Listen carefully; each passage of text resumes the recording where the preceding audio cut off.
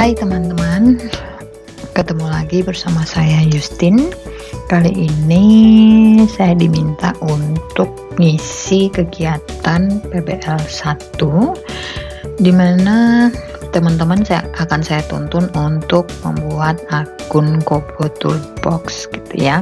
Kobo Toolbox ini adalah server yang nanti akan terima kuesioner yang teman-teman bagi di dalam pengalaman belajar lapangan 1. Nah, teman-teman bisa buka di kobotoolbox.org, kemudian teman-teman scroll turun ke bawah, dan di sini teman-teman lihat ada unlimited use for humanitarian organization, ada untuk research. Nah, teman-teman, apa bedanya dua ini? Yang satu adalah yang tidak berbatas, biasanya untuk organisasi kemanusiaan, sementara yang satu itu untuk penelitian. Nah, pengalaman saya bersama mahasiswa epidemiologi dulu ketika menggunakan yang sebelah ini, yang humanitarian organization ini, begitu pakai Gmail akunnya bisa, tetapi permasalahannya ketika kita mau mendeploy gitu ya, ada masalah di sana, deploynya jadi tidak aktif. Saya tidak tahu kenapa. Kemudian saya coba buat lagi dengan email organisasi. Di sini saya coba menggunakan email DSN dan itu bisa deploynya aktif. Kemudian kalau yang research ini tidak perlu email organisasi, dengan Gmail aja bisa. Nah, nanti teman-teman harus memastikan bahwa pembimbing teman-teman itu pakainya yang mana, yang untuk kemanusiaan atau untuk riset. Nah, kalau untuk kemanusiaan, teman-teman buat yang untuk kemanusiaan dengan pakai akun emailnya mahasiswa. Kemudian kalau teman-teman itu dosen pembimbingnya itu pakainya yang untuk riset ini, maka teman-teman buatnya yang riset. Kenapa kok seperti itu? Karena nanti kalau saya punyanya yang riset ini, terus teman-teman buat yang yang kemanusiaan ini, maka yang terjadi ketika teman-teman mau share hasil lapangan teman-teman tidak akan menemukan akun saya, begitu sebaliknya, sehingga akun kita harus selaras dulu gitu. Silakan teman-teman, saya contohkan di sini yang research, silakan teman-teman create akun seperti ini, kemudian teman-teman isi semua dengan komplit. Kalau tidak bisa, mungkin ada kesamaan username yang teman-teman punya dengan orang lain, sehingga cari username yang unik namanya gitu ya. Kemudian teman-teman catat username-nya apa, password-nya apa. Karena apa? Supaya tidak lupa kalau kita lagi mau ngecek lagi akun kita. Oke? Nah, kalau teman-teman sudah verifikasi akun teman-teman akan masuk ke Kobo Toolbox gitu ya. Kemudian teman-teman mungkin karena teman-teman masih baru, maka project ini nggak ada. Makanya teman-teman tinggal klik new, kemudian upload XLS formnya. Nanti akan saya bagi Google Drive-nya. Kemudian diklik di sini. Ditunggu beberapa saat gitu ya, biar dibaca dulu. Kemudian project name-nya teman-teman ganti dengan pengalaman belajar lapangan 1. Kemudian deskriptifnya survei lapangan COVID-19. Kemudian teman-teman kasih namanya teman-teman sendiri. Contoh kalau sini saya tulis Justin gitu ya. Kemudian jangan lupa pilih sektor kita adalah public health ini. Kemudian country-nya jangan lupa kita tinggal di Indonesia. Kemudian kita create gitu ya. Kemudian ini sudah ada tanda successful update. Kemudian akan muncul seperti ini, teman-teman bisa klik deploy. Di deploy, nanti di sini ada keterangan deploying to collect, deploy form sudah selesai. Kalau teman-teman mau memastikan gitu ya, tinggal bisa kita klik preview untuk melihat kuesionernya seperti apa. Kemudian ini masih oke. Di sini ada pengalaman belajar lapangan 1. Di sini ada keterangan kata pembuka. Nah, di sini ada saya titik-titik. Teman-teman nanti bisa ganti di Excel-nya gitu ya dengan nama teman-teman sendiri. Di sini sudah ada keterangan ini kuesionernya sudah dibuat sedemikian rupa. Nanti kalau sudah, teman-teman bisa tutup. Kemudian teman-teman bagaimana cara menyebarkan linknya? Teman-teman tinggal klik di sini ada collect data, ada pilihannya banyak, tapi kita tetap pakai yang online offline, ada 2 yaitu multi submission. Di sini teman-teman bisa copy, klik copy. Kemudian supaya nanti alamat linknya itu tidak panjang, teman-teman silakan bit.ly-kan linknya supaya nggak panjang ya. Kalau soal bit.ly kayaknya teman-teman sudah pada paham semua ya. Kemudian kalau sudah, teman-teman bisa lakukan share data teman-teman ke pembimbing lapangan dan ke akunnya PBL 1 supaya teman-teman bisa dipantau oleh pembimbing. Di sini teman-teman klik more action 3 titik ini, kemudian teman-teman share this project gitu. Nanti ditunggu sebentar. Kemudian teman-teman bisa masukkan add user lagi.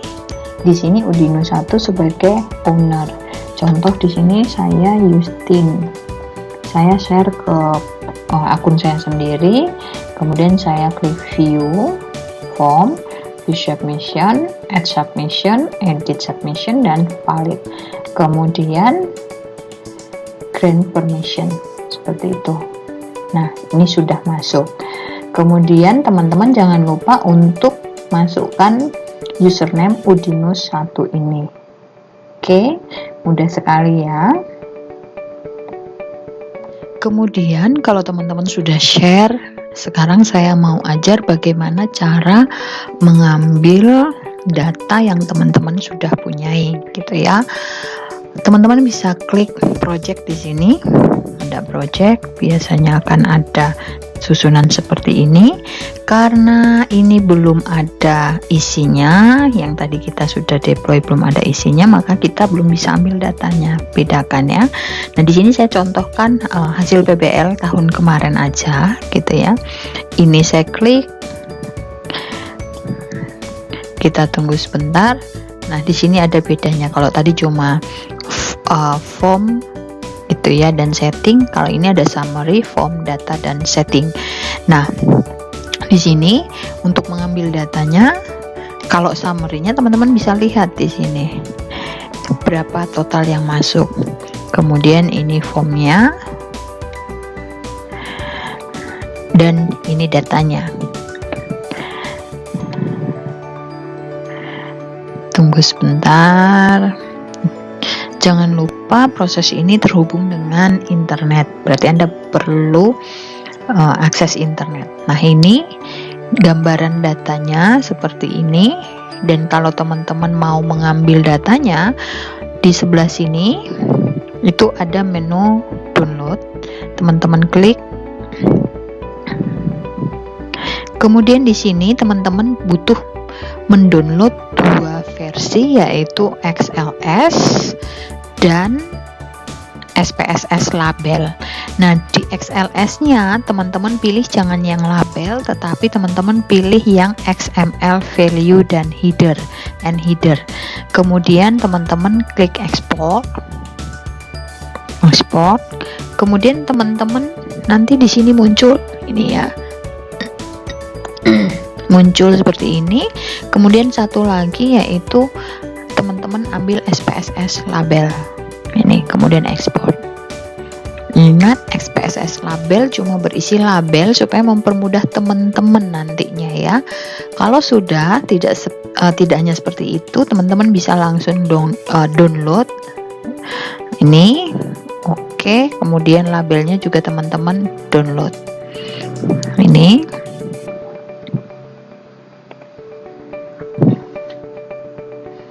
Oke, nah setelah teman-teman download, teman-teman silakan buka gitu ya. Saran saya teman-teman buka labelnya dulu seperti ini. Sebenarnya tidak masalah kita buka SPSS-nya dulu baru buka label, tetapi saya lebih senang buka label SPSS-nya dulu baru buka datanya. Nah teman-teman, untuk mempermudah proses memuat data kemudian value labelnya muncul, maka saya sarankan teman-teman minimal menggunakan IBM. Jadi SPSS IBM. Kalau SPSS di bawah IBM, yaitu yang di bawah IBM 20, yang SPSS 16, 17, 18, 19 itu bisa, tetapi dia tidak bisa membaca secara keseluruhan. Nah ini teman-teman bisa lihat labelnya sudah muncul semua di sini. Kemudian biasanya begitu kita buka SPSS labelnya, dia sekaligus muncul datasetnya. Nah di sini datasetnya masih kosong.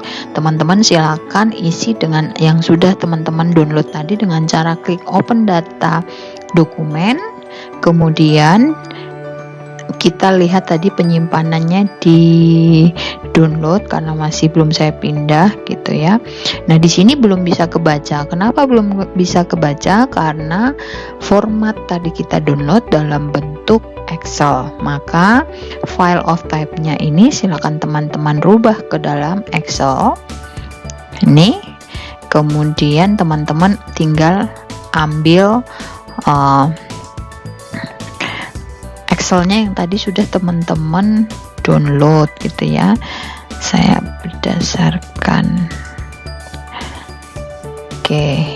ini saya klik open, kemudian ditunggu sebentar, akan muncul seperti ini. Teman-teman gak usah utak-atik, langsung oke aja. Kalau kita lihat ini teman-teman, datasetnya sudah terisi. Ini datasetnya sudah terisi. Nah ini juga kalau kita lihat di variable view-nya, value-nya masih kosong, labelnya sebagian besar kosong. Kemudian kalau teman-teman memperhatikan tipenya adalah string, padahal waktu kita mengolah SPSS sebaiknya menggunakan numerik, karena kalau pakai string ada beberapa hal yang tidak akan bisa kita olah gitu ya. Teman-teman lihat tipenya string itu terlihat dari ini. Terlihat ya, ini berarti string. Nah untuk itu nanti kita akan numerikan dia. Nah untuk ini selanjutnya adalah kita buka labelnya ini, kemudian kita Ctrl A, blok semuanya. Kemudian teman-teman bisa lakukan run selection ini. Teman-teman run ini outputnya langsung keluar seperti ini. Kemudian teman-teman kembali ke dataset untuk lihat hasilnya. Nah di dataset ini teman-teman bisa lihat ini, yang tadinya labelnya kosong sekarang labelnya terisi, yang tadinya value-nya kosong sekarang value-nya terisi, sehingga teman-teman sudah bisa mengolahnya gitu ya. Itu mudah kan? Nah kemudian teman-teman bisa langsung ngubah yang bentuknya string tadi, kita bisa rubah ke numerik. Contoh di sini saya klik numerik, saya oke. Begitu seterusnya untuk variabel-variabel yang perlu kita numerikan. Ini jangan khawatir, ini jenis kelamin kita lihat. Kalau sudah berubah seperti ini jenis kelamin mana tadi? Jenis kelamin ini. Nih, tadinya kan seperti ini. Sekarang berubah nominal, lambang nominal, dan ini bisa kelihatan labelnya. Itu bisa dicoba ya teman-teman.